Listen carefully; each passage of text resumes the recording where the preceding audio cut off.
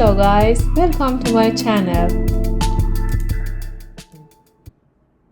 For solving such expression with multiple operation like multiplication, addition, subtraction, and division, we must know the order of operation rules. So I'm going to write the rules here. So number 1 is parentheses and brackets. Number 2, do exponents. Number 3, multiplication and division. And finally, addition and subtraction. And for writing these rules, I got help from alignment. So if you don't have any idea what alignment is, I highly recommend watching my video about the order of operations with alignment. As we can see in this expression, we don't have any parentheses or brackets. So we jump to number 2, which is exponent. And here we have an exponent, which is 3 squared. So we need to start with this. So 3 squared equals 9. So I rewrite the expression here. 12 minus 2 times 9 minus 4 divided by 2 plus 1. And in this expression, we have multiplication and division sign, which is number 3.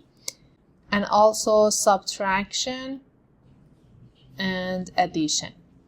And as you can see, multiplication and division have higher priority than addition and subtraction. So we need to start with multiplication and division. But multiplication and division sign has the same priority. So we need to start with the one which is on the left. And in this expression, the multiplication is on the left and division is on the right. So we need to start with multiplication sign. So 2 times 9 equals 18. So I rewrite the expression here. 12 minus 18 minus 4 divided by 2 plus 1. And then we do division. So 4 divided by 2 equals 2. So now we have 12 minus 18 minus 2 plus 1. And then we have addition and subtraction. So we need to operate from left to right. 12 minus 18 equals minus 6. And then minus 6 minus 2 equals minus 8. And finally minus 8 plus 1 equals minus 7. As our final answer.